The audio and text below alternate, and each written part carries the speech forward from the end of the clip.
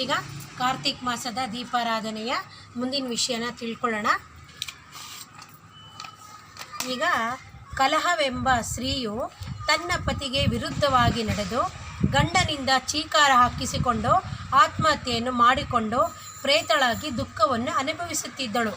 ಒಂದು ದಿನ ಧರ್ಮದತ್ತನೆಂಬ ಬ್ರಾಹ್ಮಣನು ಅವಳನ್ನು ನೋಡಿ ಭಯದಿಂದ ತುಳಸಿ ಮಾಲೆ ಮತ್ತು ಧಾತ್ರಿ ಮಾಲೆಯಿಂದ ಹೊಡೆದು ನೀರಿನಿಂದ ಸಿಂಪಡಿಸಿದನು.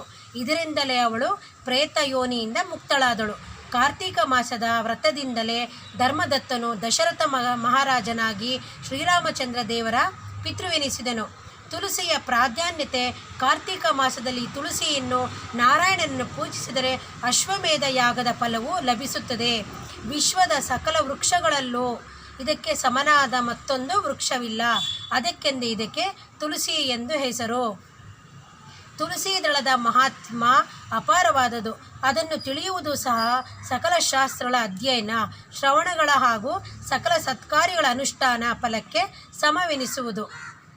ಕಾರ್ತಿಕ ಮಾಸದಲ್ಲಿ ತುಳಸಿ ಪತ್ರಗಳ ರಾಶಿಯಿಂದ ಶ್ರೀಹರಿಯ ಪ್ರತಿಮೆಗೆ ಪೂಜೆ ಸಲ್ಲಿಸಬೇಕು. ಹೀಗೆ ಮಾಡಲು ಸಾಧ್ಯವಾಗದಿದ್ದಾಗ ತುಳಸಿಯಿಂದ ಅರ್ಚಿತವಾದ ಮೂರ್ತಿಯ ದರ್ಶನ ಪಡೆದುಕೊಳ್ಳಬೇಕು. ಭಕ್ತಿ ಶ್ರದ್ಧೆಗಳಿಂದ ಹೀಗೆ ಮಾಡಿದರೆ ಬ್ರಹ್ಮ ಹತ್ಯಾದಿ ಪಾಪಗಳು ನಾಶವಾಗುತ್ತವೆ. ಇದರಿಂದ ಏನು ಅಂದರೆ, ಗಂಡಸರು ತುಳಸಿ ಪತ್ರಗಳ ರಾಶಿಯಿಂದ ಭಗವಂತನಿಗೆ ಪೂಜೆ ಮಾಡಬೇಕು. ನಮ್ಮಲ್ಲಿ ತುಳಸಿ ಗಿಡ ಇಲ್ಲಪ್ಪ, ತುಳಸಿ ಸೊಸಿ ಇಲ್ಲ, ನಾವು ಹೇಗೆ ಪೂಜೆ ಮಾಡೋದು ಅಂದರೆ, ತುಳಸಿಯಿಂದ ಅರ್ಚಿತವಾದ ಮೂರ್ತಿ ಇರುತ್ತಲ್ಲ, ಆ ದರ್ಶನ ಪಡ್ಕೊಂಡ್ರೂ ಕೂಡ ಭಕ್ತಿ ಶ್ರದ್ಧೆಯಿಂದ ಮಾಡಿದ್ರೂ ಕೂಡ ಬ್ರಹ್ಮಹತ್ಯಾದಿ ಪಾತಕ ನಾಶ ಆಗುತ್ತೆ. ಯಾವುದೇ ದಾನವನ್ನು ತುಳಸಿಗೆ ಸಮೇತವಾಗಿಯೇ ಶ್ರೀಕೃಷ್ಣ ಪರಮಾತ್ಮನ ಪ್ರೀತಿಗೆಂದು ಸಮರ್ಪಿಸಬೇಕು. ಅಂತಹ ದಾನವು ಸುಖ ಪ್ರಾಪ್ತಿಗೆ ಸಾಧನವಾಗುವುದು. ಯಾವುದೇ ದಾನವನ್ನು ತುಳಸಿಯ ಸಮೇತವಾಗಿ ಶ್ರೀಕೃಷ್ಣ ಪರಮಾತ್ಮನ ಪ್ರೀತಿಗೆಂದು ಸಮರ್ಪಿಸಬೇಕು. ಅಂತಹ ದಾನವು ಸುಖ ಪ್ರಾಪ್ತಿಗೆ ಸಾಧನವಾಗುವುದು. ತುಳಸಿ ಸಹಿತ ನೀರನ್ನು ಬಿಟ್ಟು ದಾನ ಕೊಡಬೇಕು. ಕಾರ್ತಿಕ ಮಾಸವು ವರ್ಷದ ಶ್ರೇಷ್ಠ ಮಾಸಗಳಲ್ಲಿ ಒಂದು. ಈ ಮಾಸದಲ್ಲಿ ಮಾಡುವ ಸಕಲ ಕಾರ್ಯಗಳು ಶ್ರೇಷ್ಠ. ಅದರಲ್ಲೂ ತುಳಸಿಯ ಪೂಜೆಯಂತೂ ವಿಶೇಷ. ದೀಪದಾನವಂತೂ ತುಂಬ ಶ್ರೇಷ್ಠವಾದ ದಾನ. ಕಾರ್ತಿಕ ಮಾಸದಲ್ಲಿ ಇದು ಇನ್ನಷ್ಟು ಪವಿತ್ರ. ಕಾರ್ತಿಕವು ದೇವತೆಗಳ ಅರುಣೋದಯದ ಕಾಲ. ಅದಕ್ಕಂದೇ ದೀಪಾರಾಧನೆಯ ಮಹತ್ವ ಮತ್ತು ದೀಪದಾನವು ಮಹತ್ವಪೂರ್ಣ. ತುಳಸಿ ಸಮೇತವಾದಾಗ ಇದಕ್ಕೆ ಇರುವ ಮಹತ್ವ ವರ್ಣನೆಗೆ ಮೀರಿದ್ದು.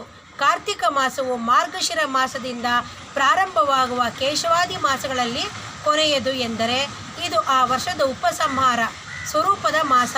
ಆ ವರ್ಷದ ಸಮಸ್ತ ಕರ್ಮಗಳನ್ನು ಶ್ರೀಹರಿಗೆ ಸಮರ್ಪಿಸುವ ವಿಶೇಷ ಪರ್ವಕಾಲ. ಸಮರ್ಪಣೆಗೆ ತುಳಸಿಯು ಅತ್ಯಂತ ಅಗತ್ಯವಾದುದರಿಂದ ಈ ಮಾಸದಲ್ಲಿ ತುಳಸಿಯ ಪೂಜೆ ವಿಹಿತವಾಗಿದೆ. ಕಾರ್ತಿಕ ಮಾಸದಲ್ಲಿ ಪ್ರತಿನಿತ್ಯವೂ ಪ್ರಾತಃಕಾಲ, ಸಾಯಂಕಾಲ ವಿಶೇಷವಾಗಿ ದೀಪಗಳಿಂದ ತುಳಸಿಯನ್ನು ಉಪಚರಿಸಬೇಕು.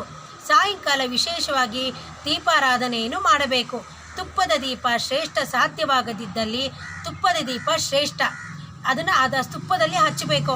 ಅದು ಆಗದೆ ಹೋದರೆ ಎಳ್ಳೆಣ್ಣೆಯಿಂದಲಾದರೂ ದೀಪವನ್ನು ಬೆಳಗಿಸಬೇಕು.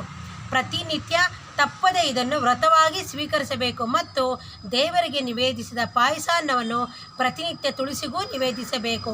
ಹೀಗೆ ಕಾರ್ತಿಕ ಮಾಸದಲ್ಲಿ ತುಳಸಿಗೆ ಪ್ರತಿನಿತ್ಯವೂ ದೀಪಾರಾಧನೆ ಮತ್ತು ಪಾಯಸಾನ್ನದ ನೈವೇದ್ಯದಿಂದ ಇಷ್ಟಾರ್ಥಗಳು ಸಿದ್ಧಿಸುವವು. ಕಾರ್ತಿಕ ಮಾಸದಲ್ಲಿ ಜನಾರ್ದನನ್ನು ತುಳಸಿ ದಳಗಳಿಂದ ಪೂಜಿಸಬೇಕು. ಇದನ್ನು ಈ ಮಾಸದಲ್ಲಿ ನಿಯಮವಾಗಿ ಮಾಡಬೇಕು. ಮಹಾತ್ಮರಾದವರು ಈ ಪೂಜೆಯನ್ನು ತಪ್ಪಿಸಬಾರದು. ಕಾರ್ತಿಕ ಮಾಸದಲ್ಲಿ ವಿಶೇಷವಾಗಿ ತುಳಸಿ ಪತ್ರಗಳಿಂದ, ತುಳಸಿ ದಳಗಳಿಂದ ಅಥವಾ ತುಳಸಿ ಪುಷ್ಪಗಳಿಂದ ಪರಮಾತ್ಮನನ್ನು ಅರ್ಚಿಸಬೇಕು.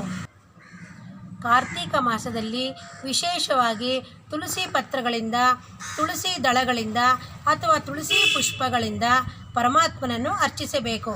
ಹೀಗೆ ಮಾಡಿದ ಸಾಧಕನು ತಾನು ಈ ಜನ್ಮದಲ್ಲಿ ಸಂಪಾದಿಸಿದ ಪಾಪಗಳನ್ನೆಲ್ಲ ಕಳೆದುಕೊಳ್ಳುತ್ತಾನೆ. ನೋಡಿದ್ರ, ತುಳಸಿಯಿಂದ ಪೂಜೆ ಮಾಡಿದ್ರೆ ಅಥವಾ ತುಳಸಿ ದಳಗಳಿಂದ ಪೂಜೆ ಮಾಡಿದ್ರೆ ಅಥವಾ ತುಳಸಿ ಪತ್ರಗಳಿಂದ ಪೂಜೆ ಮಾಡಿದ್ರೆ ನಾವು ಮಾಡಿದ ಜನ್ಮದಲ್ಲಿ ಪಾಪಗಳನ್ನೆಲ್ಲ ಏನು ಮಾಡ್ತೀವಿ ಅದನ್ನೆಲ್ಲ ಸುಟ್ಟು ಭಸ್ಮ ಆಗುತ್ತೆ. ಅದನ್ನು ಪದ್ಮಪುರಾಣದಲ್ಲಿ ಹೇಳಿದ್ದಾರೆ. ಕಾರ್ತಿಕ ಮಾಸದಲ್ಲಿ ಪ್ರಾತಃ ಕಾಲದಲ್ಲಿ ಸ್ನಾನ ಮಾಡಿ ಶುಚಿರ್ಭೂತನಾಗಿ ಕೋಮಲವಾದ ತುಳಸಿ ದಳಗಳಿಂದ ದೇವನಾದ ದಾಮೋದರನನ್ನು ಪೂಜಿಸಿದವನು ಮೋಕ್ಷವನ್ನು ಪಡೆದುಕೊಳ್ಳುತ್ತಾನೆ. ಯಾರು ಬೆಳಗಿನ ಜಾವದಲ್ಲಿ ಅಂದರೆ ಈ ಕಾರ್ತಿಕ ಮಾಸದಲ್ಲಿ ಪ್ರಾತಃ ಸ್ನಾನ ಮಾಡಿ ಮಡಿಮಡಿಯಾಗಿ ದೇವ್ರನ್ನ ಯಾರು ತುಳಸಿ ದಳಗಳಿಂದ ಪೂಜೆ ಮಾಡ್ತಾನೋ, ಅಂದರೆ ಕಾರ್ತಿಕ ದಾಮೋದರನನ್ನು ಯಾರು ಪೂಜೆ ಮಾಡ್ತಾರೋ ಮೋಕ್ಷ ಸಿಗತ್ತೆ. ಈ ಬಗ್ಗೆ ನಾವು ವಿಚಾರನೇ ಮಾಡಬೇಕಾಗಿಲ್ಲ, ಇದು ಸತ್ಯ ಅಂತ. ಆಮೇಲೆ ಕಾರ್ತಿಕ್ ಮಾಸದಲ್ಲಿ ವಿಷ್ಣುವಿಗೆ ತುಳಸಿಯ ಪತ್ರವನ್ನು ಸಮರ್ಪಿಸುವವನಿಗೆ 10,000 ಗೋವುಗಳನ್ನು ದಾನ ಮಾಡಿದ ಫಲ ನಿಶ್ಚಿತವಾಗಿಯೂ ಬರುವುದು. ಮತ್ತು ಎಲ್ಲರನ್ನು ಇವಾಗ ನಾವು ತುಳಸಿ ಕಾಷ್ಟ ಎಂದ್ರೇನು ಅಂತ ಎಲ್ಲ ಕೇಳಿದ್ದಾರೆ. ಅದಕ್ಕೆ ತುಳಸಿ ಕಾಷ್ಟ ಅಂದರೆ ಇವಾಗ ತುಳಸಿ ಗಿಡ ನೀವು ಹಾಕಿರ್ತೀರ, ಅದು ಒಣಗೋಗಿರುತ್ತೆ, ಅದನ್ನು ನೀವು ಬಿಸಾಕಬಾರ್ದು. ಅದನ್ನು ಒಂದು ಚಿಕ್ಕ ಚಿಕ್ಕ ತುಂಡು ಅದೆಲ್ಲ ಪೀಸೆಲ್ಲ ಮಾಡಿ ಇಟ್ಕೊಂಡ್ರೆ ಅದು ನಿಮ್ಮ ಮನೆ ಯಜಮಾನರು ವೈಶ್ಯದೇವ ಮಾಡೋದಕ್ಕೆ ಉಪಯೋಗ ಆಗುತ್ತೆ. ಆಮೇಲೆ ಸ್ವಲ್ಪ ಒಂದಿಷ್ಟುದ್ದ ನೀವು ಕಟ್ ಮಾಡಿಕೊಂಡ್ರೆ ಮಂಗಳಾರತಿ ಬತ್ತಿ ಮಾಡಬೇಕಾದ್ರೆ ಈ ತುಳಸಿ ಕಡ್ಡಿನ ಆ ಹತ್ತಿ ಒಳಗಡೆ ಹಾಕಿ ಹಿಂಗೆ ಮಂಗಳಾರತಿ ಬತ್ತಿ ನೀವು ಮಾಡ್ಬೋದು, ಅದು ತುಂಬ ಶ್ರೇಷ್ಠ. ಆಮೇಲೆ ನೀವು ದೀಪ ಹಚ್ಚೋದು ಬೆಂಕಿ ಕಡ್ಡಿಯಿಂದ ಹಚ್ಚಬಾರ್ದು.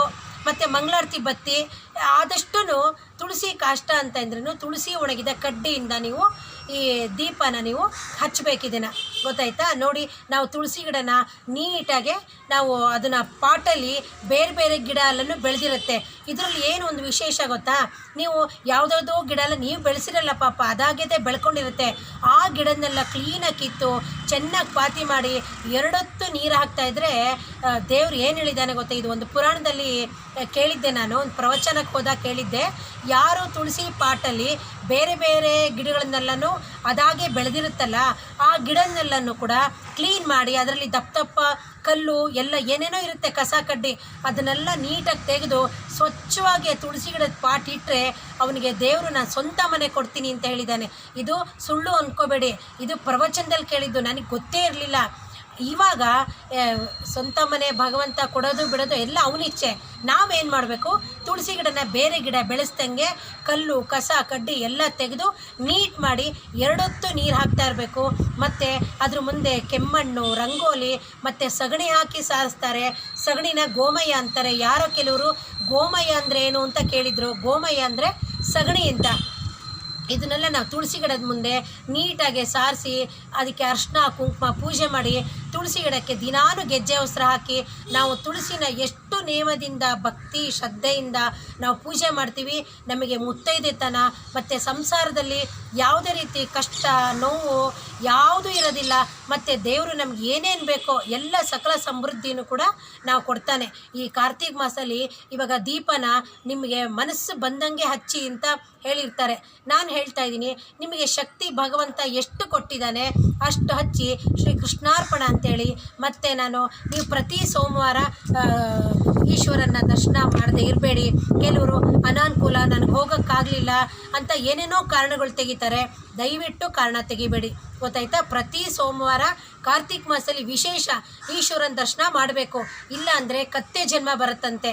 ಮತ್ತು ನೀವು ಬಿಲ್ವಪತ್ರೆನ ಬತ್ತಿ ಮನೇಲಾದರೂ ಹಚ್ಚಿ, ಇಲ್ಲ ಈಶ್ವರನ ಗುಡಿಲಾದರೂ ಹಚ್ಚಿ, ಆಮೇಲೆ ತುಳಸಿ ಕಡ್ಡಿಯಿಂದ ಹಚ್ಚಬೇಕು, ಆದಷ್ಟು ಹಚ್ಚಿ. ಆಮೇಲೆ ಶಿವ ಲಘುಸ್ತುತಿ ಅಂತ ಹೇಳಿದ್ದೀನಲ್ಲ, ಅದನ್ನು ನೀವು ಬಾಯಿ ಪಾಠ ಮಾಡಿ 11 ನಮಸ್ಕಾರ ಹಾಕಬೇಕು. ಆಮೇಲೆ ಇದನ್ನೆಲ್ಲ ಮಾಡಿ ನೋಡಿ, ನಿಮಗೆ ಹೇಗೆ ಅನಿಸುತ್ತೆ, ಏನಾಗುತ್ತೆ ನನಗೆ ಹೇಳಿ, ಸರಿನಾ? ಮತ್ತು ಮುಂದಿನ ವಿಷಯನ ಮುಂದಿನ ವಿಡಿಯೋದಲ್ಲಿ ತಿಳಿಸ್ತೀನಿ. ಹರೇ ಶ್ರೀನಿವಾಸ.